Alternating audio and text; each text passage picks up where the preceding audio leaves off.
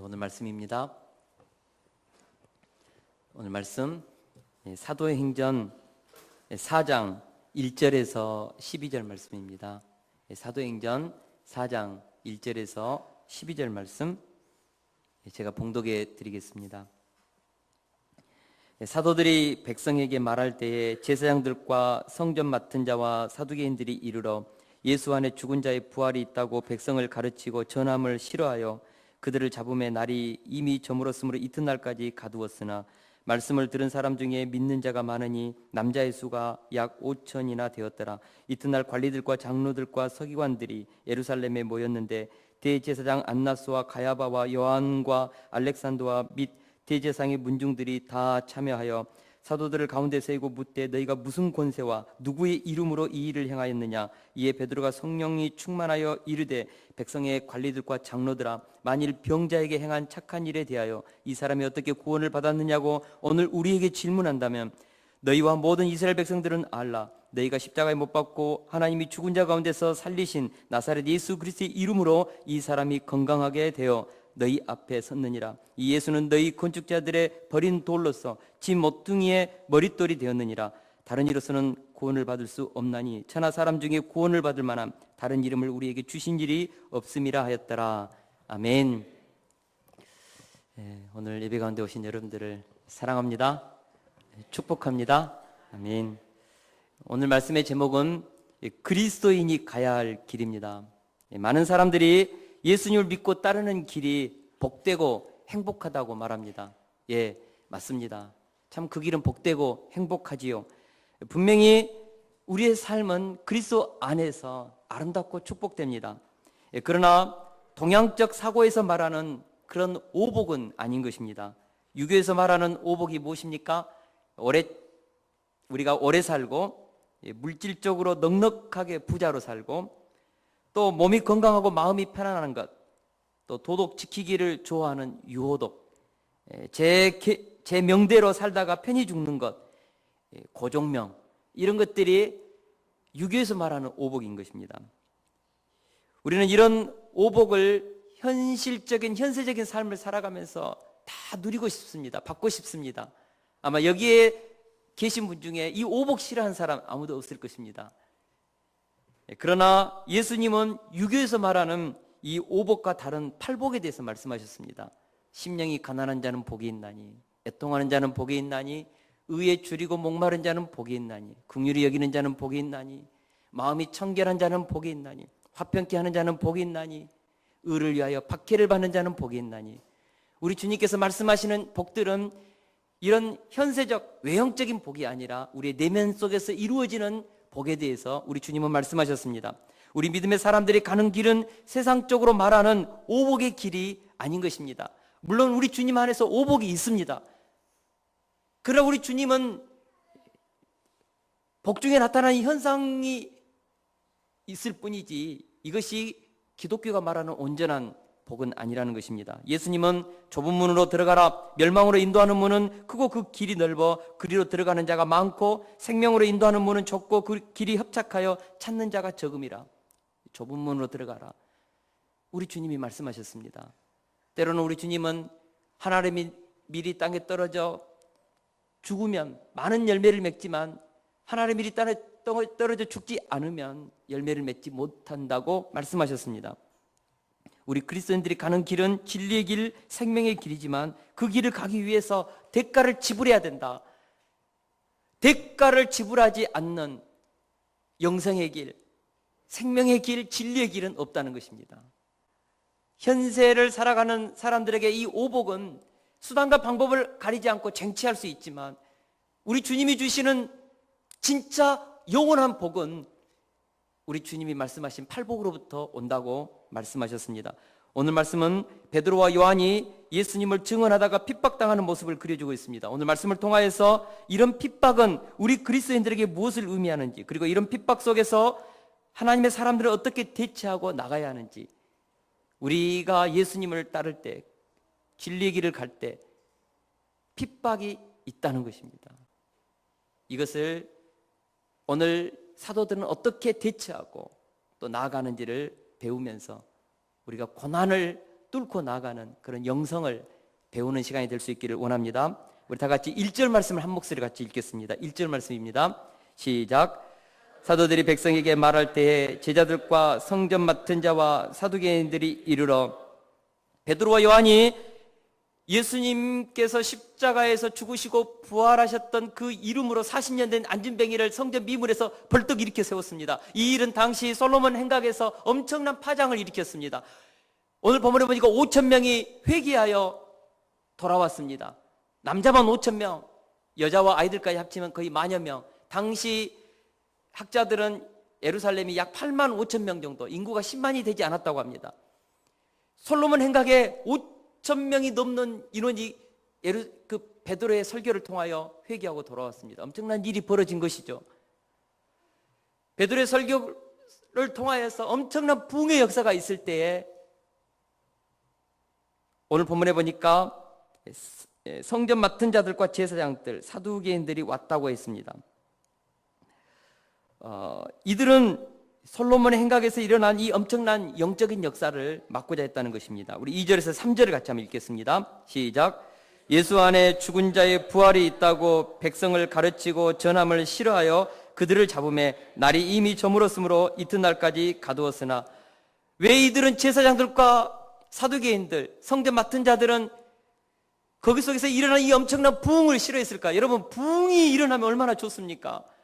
하나님이 살아 역사하면서 기적이 일어나는데 얼마나 좋습니까?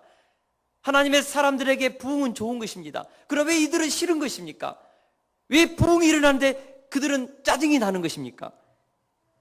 오늘 본문에 보니까 이들은 이 천국 복음이 전파되고 예수 그리스도의 이름으로 안진뱅이가 일어났다는 이 사실, 예수님이 부활하셨다는 이 사실을 얘기하지 마라, 전파하지 마라, 기적도 행하지 마라, 그렇게 말했다는 것입니다. 이들이 누구입니까? 제사장들입니다. 종교 지도자들입니다. 하나님을 경외하는 사람들입니다. 하나님이 경외하는 사람들에게 하나님의 권능이 나타났으면 어떻게 해야 됩니까? 기뻐해야지요. 오늘 우리 예배드리는 가운데 예를 들어서 안진뱅이가 벌떡 일어섰다고 합시다. 귀신이 쫓겨나고 고침받았다고 합시다. 얼마나 기쁩니까? 박수쳐야죠. 감사해야죠.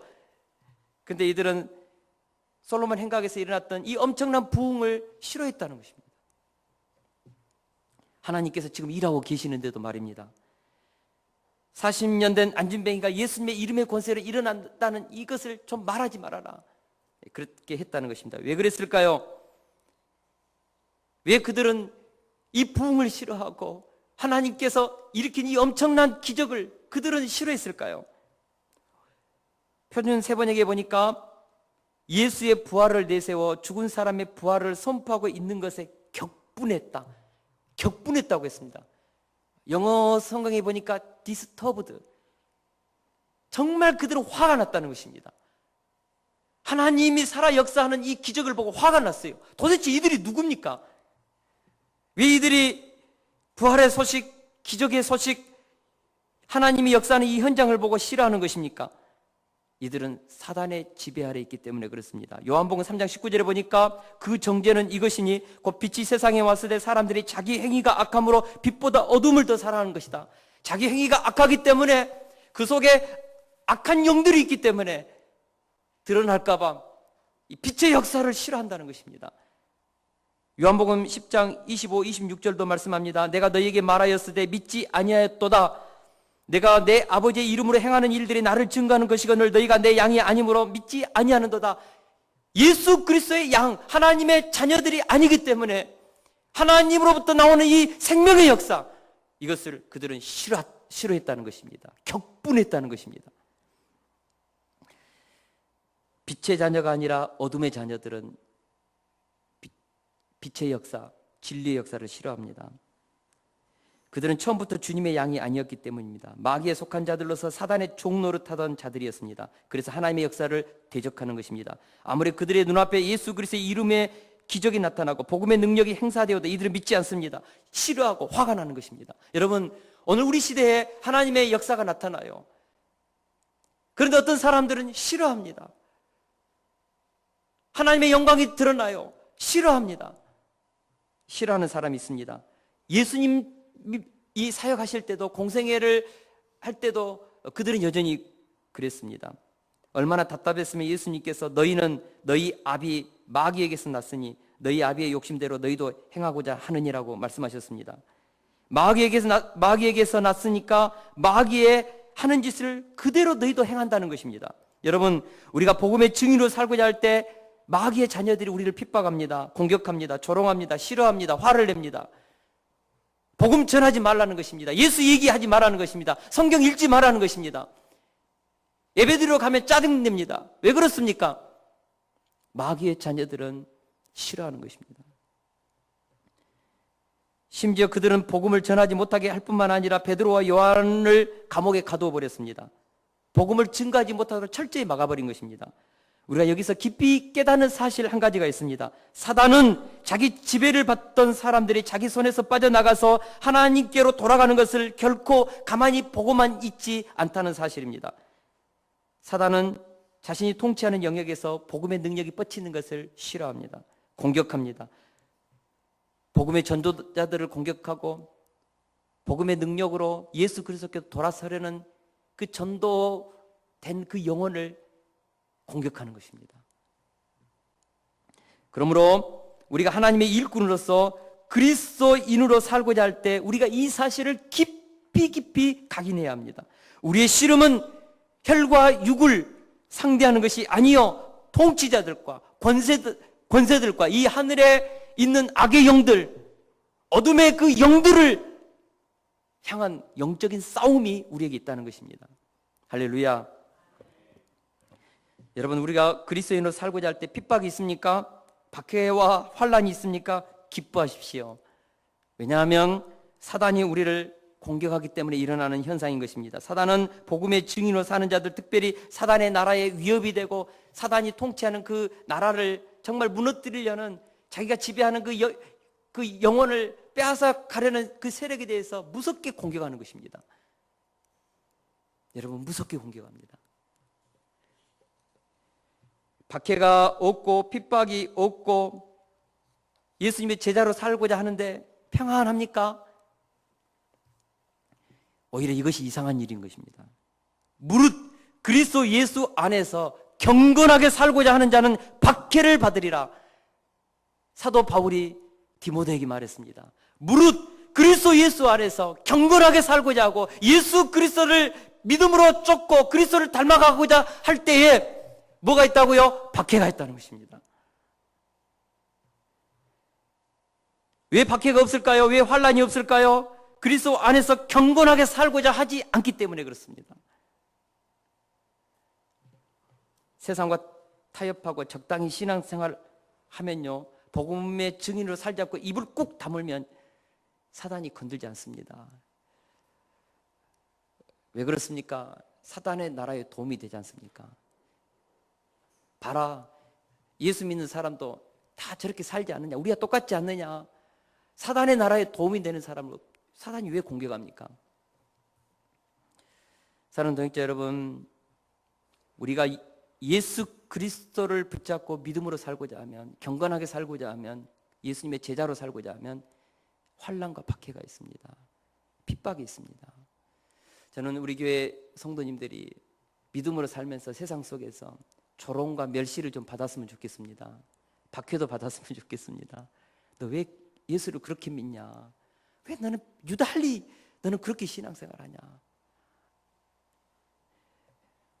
사도 바울이 뭐라고 했습니까? 나는 예수의 흔적, 십자가의 흔적, 스티그마, 나는 예수의 흔적을 가졌다.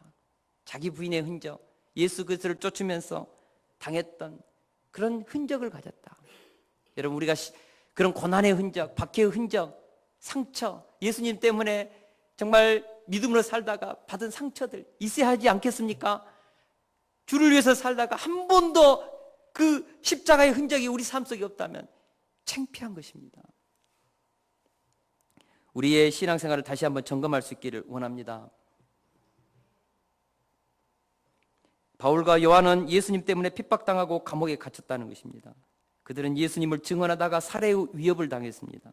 그들은 예수님의 제자로 진리의 삶을 살다가 십자가의 고난을 당했다는 것입니다. 이것이 그리스도인이 가야 할 길입니다. 예수님 믿으면서 고난도 없고 박해도 없고 시련도 없고 모든 문제가 만사 해결되고 자녀 잘 되고 사업 잘 되고 만사 형통, 그런 신앙생활 있을까요? 없습니다. 여러분, 없습니다. 물론 우리 주님은 우리의 기도에 응답하셔서 우리의 삶의 문제 해결해 주세요. 풀어주세요. 오늘 본문에 보면 40년 된 안진뱅이 이렇게 세워주셨습니다. 육체의 구원, 현실적인 구원도 해주셔요.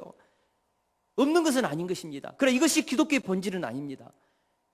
우리 주님께서 부자는 복이 있나니, 건강한 자는 복이 있나니, 오래 사는 자는 복이 있나니, 그렇게 하지 않았지 않습니까? 심령이 가난한 자, 애통하는 자, 의를 위해서 박해받는 자, 긍휼히 여기는 자, 마음이 청결한 자, 이들이 복이 있다고 했지 않습니까? 우리의 복은 이 땅에서 잠시 잠깐 눈에 보이는 그것을 붙드는 것이 아닙니다. 여러분, 그것은 사라집니다. 우리가 죽으면 아무것도 가져가지 못합니다. 우리가 남겨놓던 물품들 다 불태워집니다. 누가 그것을 고이 간직하면서 박물관에서 보관하는 사람 어디 있습니까? 역사적 유물이 아닌 것입니다. 역사적 유물도요, 다 퇴색되는 것입니다. 저는 우리가 소망으로 구원을 얻었음에 보이는 소망이 아니니 보는 것을 누가 바라리요? 만일 우리가 보지 못하는 것을 바라면 참음으로 기다릴지니라. 저는 이 말씀을 너무나 좋아합니다. 보이는 소망이 진짜 우리의 소망이 아닌 것입니다. 우리는 보이지 않는 영원한 소망을 향하여, 표대를 향하여, 그리스도 예수 안에서 하나님이 위에서 부르신 그 부름의 상을 위하여 달려가는 것, 이것이 우리의 인생인 것입니다. 할렐루야. 결국 복음을 증언하다가 베드로와 요한이 갇혔습니다. 그러나 그들이 외친 복음은 어떤 일을 이루었습니까? 우리 4절을 같이 한번 읽겠습니다. 4절 말씀입니다. 시작. 말씀을 들은 사람 중에 믿는 자가 많으니 남자의 수가 약 5천이나 되었더라. 아멘. 그날 베드로가 선포한 십자가의 복음을 듣고 회개한 사람이 남자만 5천 명, 여자들과 아이들이 합치면 만여 명이 베드로가 안진뱅이를 이렇게 세우면서 예수님께서 십자가에 죽으시고 부활하셨다, 이 부활하신 예수님의 이름으로 이 안진뱅이를 이렇게 세웠다, 회개하라, 돌이키라, 유쾌하게 되는 날이 이를 것이다 증거했을 때요, 5천 명이 회개했습니다. 5천 명이 그날 돌아왔습니다. 어린아이들까지 합치면, 여자까지 합치면 만여 명이 그날 회개했습니다. 이것이 복음의 능력인 것입니다. 이것이 진리의 능력입니다. 할렐루야. 여러분, 사탄은 복음을 증거하는 사람을 감옥에 가둘 수 있지만 복음의 능력은 가둘 수 없는 것입니다. 진리의 힘은 멈추게 할 수 없는 것입니다. 천지는 없어지겠지만 진리의 말씀은 1.1핵도 결코 없어지지 아니한다고 우리 주님께서 말씀하셨습니다. 우리 안에 역사하고 있는 진리는 모든 핍박과 환난을 뚫고 영혼을 구원하며 우리의 전 인생을 구원한다는 것입니다. 할렐루야. 여러분, 우리가 이것을 깊이 있게 영접해야 합니다. 사단은 우리의 몸을 박해할 수 있습니다. 그러나 우리의 영혼을 건들 수 없습니다. 진리가 우리 속에서 우리의 죄를 용서하고 사망의 권세 아래서 우리를 해방시켰습니다. 진리가 우리의 영혼을 자유케 하는 것입니다. 비록 몸을 핍박받고 환난당할 수 있지만 우리가 가지고 있는 이 구원을 이 세상에 어떤 것도 빼앗을 수 없다는 것입니다. 저는 이것을 믿습니다. 그래서 우리 주님께서 몸은 죽여도 영혼은 능히 죽이지 못하는 자들을 두려워하지 말고 오직 몸과 영혼을 능히 지옥에 멸하실 수 있는 이를 두려워하라. 우리의 몸과 우리의 영혼을 심판할 수 있는 하나님만을 두려워하라. 이 땅에서 너희들의 그 진리의 삶을 산다고 해서 핍박하고 환난을 주는 그 세력들 두려워하지 말라. 그들은 몸밖에 우리를 해치지 못한다. 너희들의 영혼은 손댈 수 없다. 너희들의 구원은 손댈 수 없다. 너희들이 누리고 있는 이 자유, 너희들이 누리고 있는 이 구원의 이 놀라운 선물들은 이 세상에 손댈 수 있는 세력은 없다. 할렐루야. 그러므로 동역자 여러분, 우리가 예수 그리스도 안에서 얻은 이 위대한 믿음의 이 구원을 우리는 그리스도 안에서 확신하고 그렇게 나가야 된다고 믿습니다. 우리 안에 역사하고 있는 복음의 능력, 지금 우리 안에 우리를 구원으로 인도하는 생명의 성령의 법을 사단이 막을 수 없다. 얼마나 감사합니까? 환난이나 공고나 박해나 기근이나 적신이나 위험이나 칼도 이 복음의 능력에서 우리를 끊을 수 없다. 이것을 성경은 줄기차게 우리에게 말하고 있습니다. 아무리 사단의 지배 아래 있는 세력들이 우리가 확신하고 있는 이 복음을 없애려고 하고 전파하지 못하게 하고 심지어 교회를 없애려고 해도 형태적인 것은 그들은 멸할 수 있지만 복음의 능력은 멸할 수 없다는 것입니다. 북한에 있는 지하교회, 김정은의 100만의 그 군부의 힘으로 북한에 있는 그 복음의 능력의 씨앗을 뿌리 뽑고자 하지만 여전히 북한에는 지하교회가 존재하는 것입니다. 30만 명이 넘는 지하교회 성도들이 그 속에서 복음의 능력 안에서 역사는 일어나고 있습니다. 한때 우리가 잘 알고 있는 중국의 모택동이 공산화를 이루면서 모든 교회를 파괴시키고 성경을 불태웠습니다. 여러분, 그렇게 해서 복음이 없어졌습니까? 교회가 없어졌습니까? 다시 중국의 그 복음의 능력으로 불타오르기 시작했고 지금은 1억 3천만 명이나 되는 그리스도인들이 교회가 지하교회, 삼자교회가 세워져 있습니다. 여러분, 역사상 그 어떤 칼로도 그 어떤 핍박으로도 그 어떤 위협으로도 복음의 능력, 십자가의 능력, 부활의 능력 없애지 못했습니다. 성경 없애지 못했습니다. 이것이 오늘 본문에서 오늘 우리에게 주는 메시지인 것입니다. 그러므로 사랑하는 성도 여러분, 우리가 예수님의 증인으로 살고자 할 때 우리에게 오는 핍박, 환난 두려워하지 마십시오. 우리 속에 역사하는 이 복음의 능력, 진리의 능력, 사단이 어떤 힘으로도 없앨 수 없는 것입니다. 그래서 우리는 결코 증인의 삶을 포기해서는 안 되는 것입니다. 할렐루야. 감옥에 가두고 나서 이튿날 베드로와 요한을 신문하기 위해서 산헤드린 공의원들이 다 모였습니다. 우리 5절에서 6절을 같이 한번 읽겠습니다. 5절에서 6절입니다. 시작. 이튿날 관리들과 장로들과 서기관들이 예루살렘에 모였는데 대제사장 안나스와 가야바와 요한과 알렉산더와 및 대제사장의 문중들이 다 참여하여, 여기서 나오는 대제사장 가야바, 안나스, 그리고 그 요한과 알렉산더, 대제사장 문중들, 장로들, 서기관들, 사두개인들, 바리새인들, 이들이 누구입니까? 산헤드린 공회, 70인 산헤드린 공회, 유대 최고의 재판기관, 유대 최고의 권력기관, 정교일치사회에서 그들은 강력한 힘을 가지고 있었습니다. 여러분, 예수님이 십자가에 돌아가실 때 가장 먼저 누구에게 보내졌습니까? 전직 대제사장인 안나스에게, 그리고 현직 대제사장인 가야바에게. 그들이 예수님을 십자가에 못 박아 죽이라고 사형 선고를 내렸고 빌라도 총독에게 관저로 보냈습니다. 예수님을 죽였던 재판석, 이게 산헤드린 공회입니다. 지금 산헤드린 공회, 70인 산헤드린 공회, 여기에 지금 갈릴리 촌놈 베드로와 요한이 서 있는 것입니다. 그들도 예수님처럼 죽을 수 있습니다. 그런 법정에 지금 서 있습니다. 그들은 기세 등등해서 예수님을 죽였고 이제는 베드로와 요한도 죽이고자 지금 이 산헤드린 공회를 연 것입니다. 저는 이것을 보면서 참 안타까운 마음, 굉장히 슬픈 마음이 듭니다. 예수님께서 부활하셨기 때문에, 예수님께서 지금 하나님의 우편에 계시기 때문에, 예수님이 심판의 주로, 지금 역사의 주로 계시기 때문에 우리 주님께서 이들을 심판할 수 있습니다.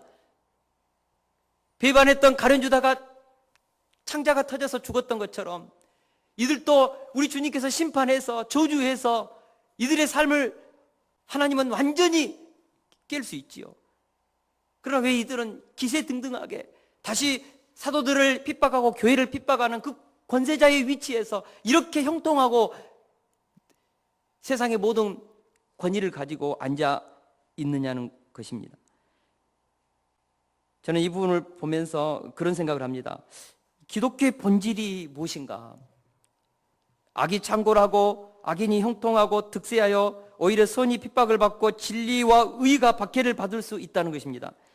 주님이 다시 오셔서 온 세상을 심판하시는 종말의 때까지 여전히 악은 한시적으로 활동하는 것입니다. 주님이 오셔서 악을 심판하는 그날까지 사탄은 활동합니다.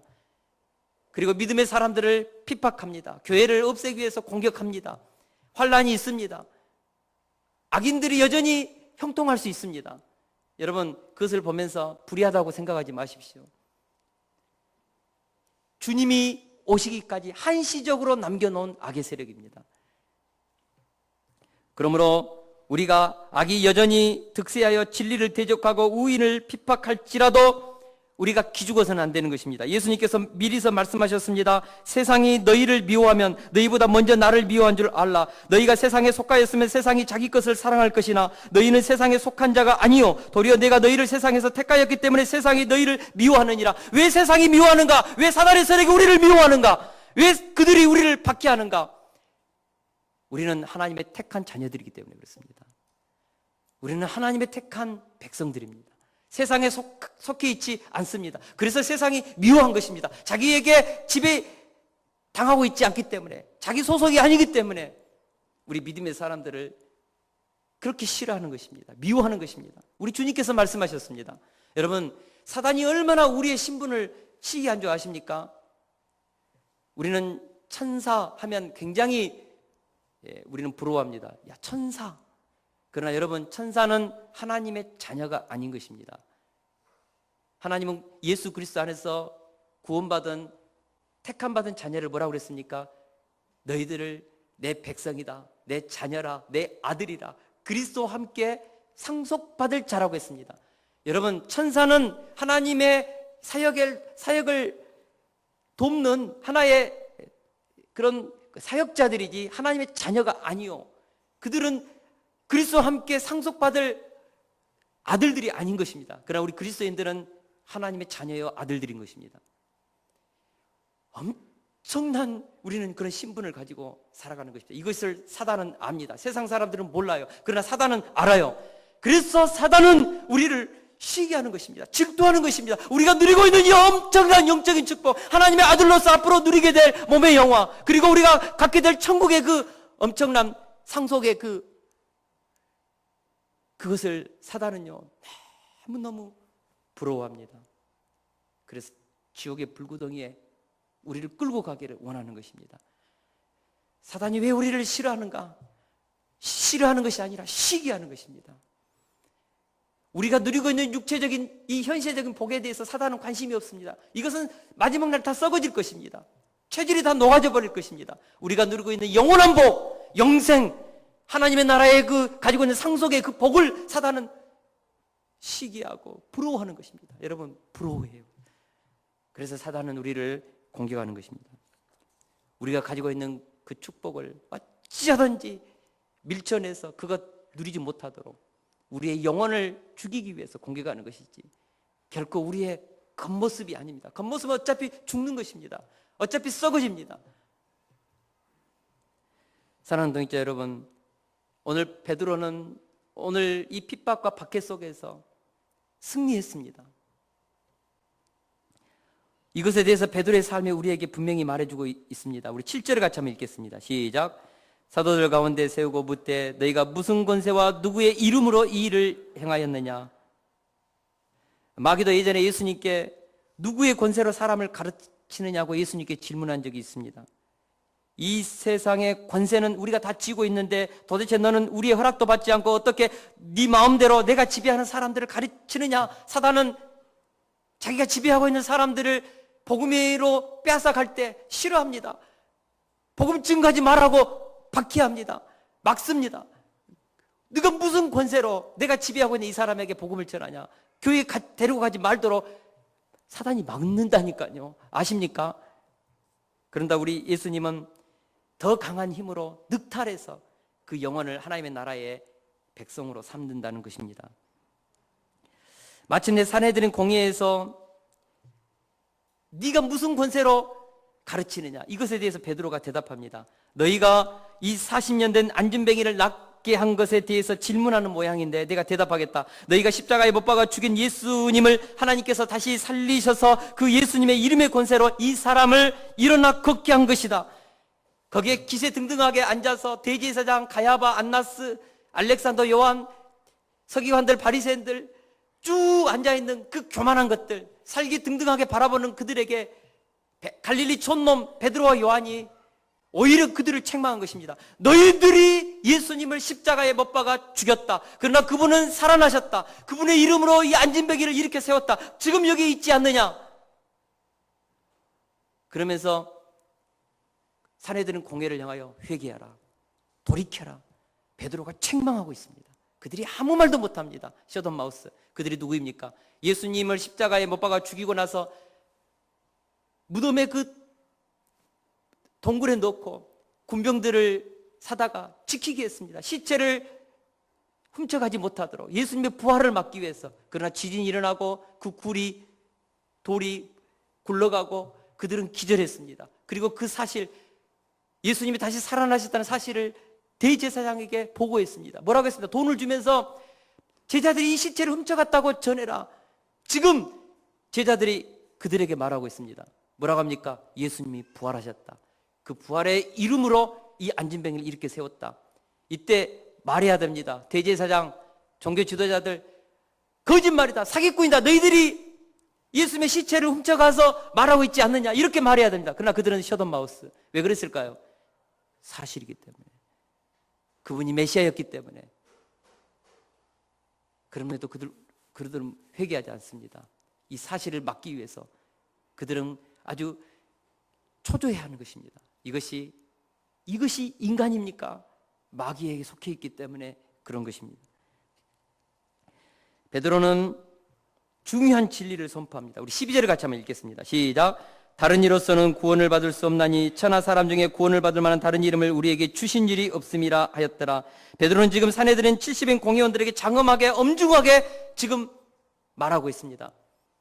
다른 이로서는 구원을 받을 수 없나니 천하 사람 중에 구원을 받을 만한 다른 이름을 우리에게 주신 일이 없음이라. 너희들이 십자가에 못 박아 죽인 예수, 그분이 메시아였다. 그분이 하나님의 아들이다. 그분이 인류를 구원할 구주이시다.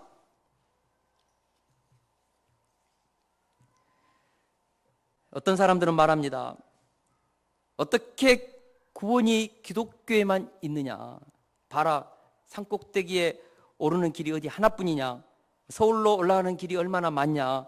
이처럼 구원에 이르는 길은 다양하다. 중요한 것은 다 착하게 살면 구원 받는다. 너희들은 왜 예수님만 믿어야 구원 받느냐고 하냐. 불교, 유교, 힌두교, 무슬림 다 구원이 있는데 왜 너희 기독교는 그렇게 독단적이고 그렇게 너희들만 잘났다고, 그리스도에게만 구원이 있다고 그렇게 말하냐.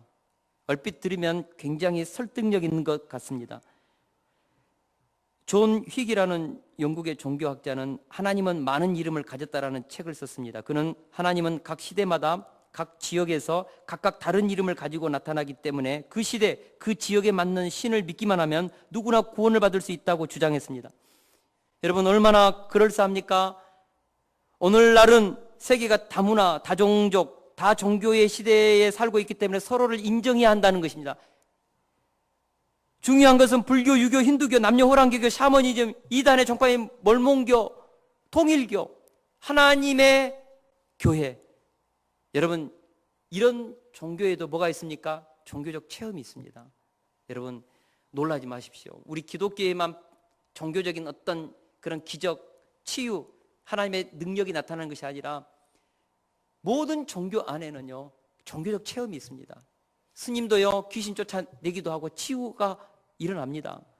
남녀호랑개교, 우리 이미숙 집사님 그러는데 남녀호랑개가 그 주문 외우다가 병 고침 받았대요. 그래가지고 우리 이미숙 집사님한테 남녀호랑교회 다니자고 그랬대요. 제가 잘 아는 우리 김삼철 목사님이 자기 친구에 대해서 저한테 얘기해 준 적이 있습니다. 그 친구 통일교에서 끊임없이 전도하려고 접근했는데 한 번은 그 통일교 신도들이 산기도를 갔대요. 산기도를 갔는데 그 산기도에서 기도하다가 통일교 교주 문선명이가 환상 가운데 나타나는 거예요. 내가 메시아다. 내가 구주다. 이 친구가요, 산기도 가가지고 환상을 그걸 보고 나서 이게 완전히 바뀌었어요. 다른 친구들은 지하철이나 그런 데서 이렇게 통일교 전도할 때요, 그냥 대충 하고 쪽지 나눠질 때 이 자기 친구는 눈물을 흘리면서 통일교 문성명이가 구주라고 전도한대요. 눈물을 흘리고 지금 통일교 목사가 돼가지고 목회하고 있답니다. 통일교 교회. 여러분, 이단에도요, 여러분 신비적인 종교 현상이 있습니다. 샤머니즘, 무당도요 맨발로 작두 탑니다. 영험한 점쟁이 영역과 영권을 가지고 있어가지고 신비한 어떤 그 지식을 가지고 점을 칩니다. 맞아요. 영역이 있어요. 영권이 있어요. 우리는 헷갈립니다. 그러나 헷갈리지 마십시오. 여러분, 영적인 세계가 있기 때문에 그렇습니다. 우리 기독교에서 역사하는 영은 홀리 스피릿, 거룩한 하나님의 영, 그 영이 우리 속에 역사합니다. 그러나 다른 종교, 타 종교에서 역사하는 영은 다른 영입니다. 어떤 영입니까? 사단의 영들, 귀신의 영들, 영들이 모든 그 종교적인 집단 속에는 그 영들이 있습니다. 그래서 우리가 보면 요한일서 4장 1절에 보면 요한 사도가 그랬지 않습니까? 영들을 분별하라. 이것이 사람의 영인지 악한 영인지 성령의 영인지 분별하라. 분별해야 된다고 믿습니다. 우리 주님은 분명히 내가 곧 길이요 진리요 생명이니 나로 말미암지 않고는 아버지께로 올 자가 없다. 사도 바울도 말합니다. 다른 이로서는 구원을 받을 수 없나니 천하 사람 중에 구원을 받을 만한 다른 이름을 우리에게 주신 일이 없습니다. 오늘 이 말씀이 저와 여러분들의 심령에 새겨지기를 축원합니다. 절대적 진리는 하나입니다. 태양도 하나요. 어머님도 하나요. 핸드폰에 있는 그 암호 패드도 하나요. 우리 통장에 있는 비밀번호도 하나인 것입니다. 여러분, 진리는 하나입니다. 절대적인 진리는 하나입니다. 어떻게 여러 개가 될 수 있습니까? 우리 예수님께서 말씀하셨습니다. 내가 곧 길이요, 내가 곧 진리요, 내가 곧 생명이다. 나로 말미암지 않고는 아버지께로 올 자가 한 사람도 없다.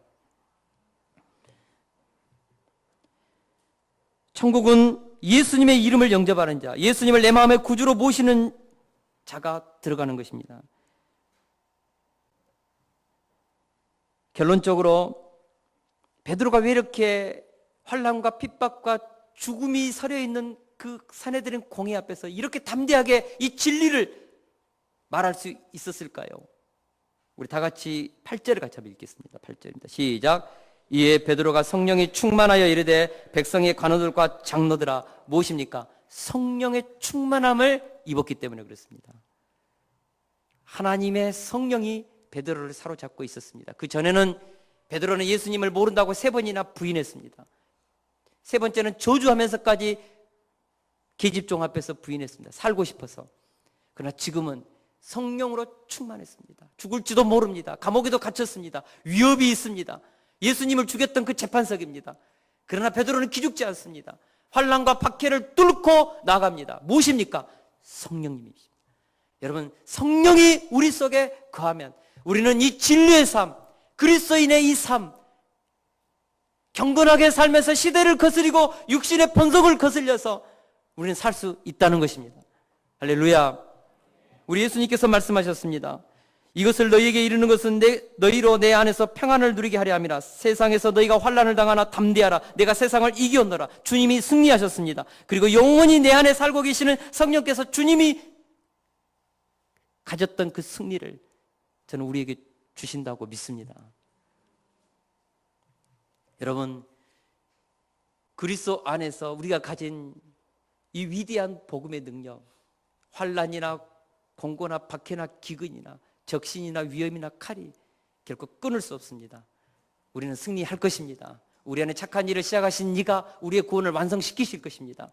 우리의 힘이 아닙니다. 우리의 노력이 아닙니다. 성령께서 오늘 베드로에게 그렇게 담대하게 외치게 했던 그 성령께서 우리가 끝까지 우리의 구원을 완성하도록 우리 속에 역사하시면서 마침내 하나님의 나라에 이르기까지 저는 인도할 줄로 믿습니다. 기도드리겠습니다. 아버지, 감사합니다. 이 시간 오늘 이 말씀이 다시 한번 우리 심령에 떨어져서 주님, 우리가 그리스도인으로 가야 할 이 길을 주여 우리가 흔들리지 아니하고 담대히 나아갈 수 있도록 주여 도와 주옵소서.